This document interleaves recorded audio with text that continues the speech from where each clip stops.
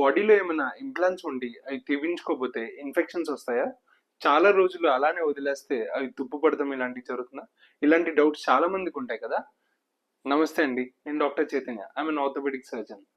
Orthopaedic surgeries అయినప్పుడు fractures ని fix చేయడానికి మనం ప్లేట్స్, రాడ్స్ ఇలాంటి మెటల్స్ వాడుతుంటాం. ఇవి జనరల్ గా టైటానియం మెలోయ్తో కానీ స్టెయిన్లెస్ స్టీల్ తో కానీ తయారు చేయబడతాయి.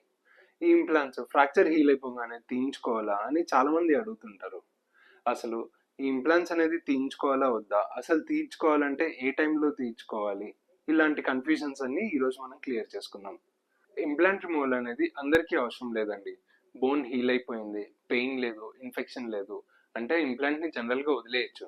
కానీ ఎలాంటి వాళ్ళకి ఇంప్లాంట్ రిమూవల్ అనేది అవసరం అంటే బిలో 18 ఇయర్స్ ఏజ్ ఉన్న వాళ్ళకి బోన్ గ్రోత్ అనేది ఇంకా ఉంటుంది కాబట్టి జనరల్ గా వాళ్ళకి ఇంప్లాంట్ రిమూవల్ అనేది అడ్వైస్ చేస్తాం. ఈ కాలర్ బోన్ దగ్గర, మోచేయి దగ్గర, మోచిప్ప దగ్గర, యాంకిల్ దగ్గర ఇలాంటి చోట్ల ఇంప్లాంట్ అనేది డైరెక్ట్గా స్కిన్కి తగిలి టిష్యూ ఇరిటేషన్ జరుగుతుంటుంది. సో వాళ్ళకి ఇంప్లాంట్ రిమూవల్ అనేది అడ్వైస్ చేస్తాం. వీటితో పాటు ఇన్ఫెక్షన్స్ ఇలాంటివి వస్తే వెంటనే ఇంప్లాంట్ తీర్చుకోవాల్సిన అవసరం అనేది అయితే ఉంది. అండ్ రాడ్లు, చిన్న చిన్న వైర్స్ ఇలాంటివన్నీ బయటకు వేస్తాం. అవన్నీ బోన్ హీల్ అయిపోగానే వెంటనే తీసేయటం అనేది జరుగుతుంది. మీకు ఏమైనా ఇంప్లాంట్స్ ఉండి అవి తీర్చుకోవాలా వద్దా అన్న డౌట్ మీకు ఏమైనా ఉంటే నాకు మెసేజ్ కానీ కమెంట్ కానీ చేయండి. I will help you out. Thank you.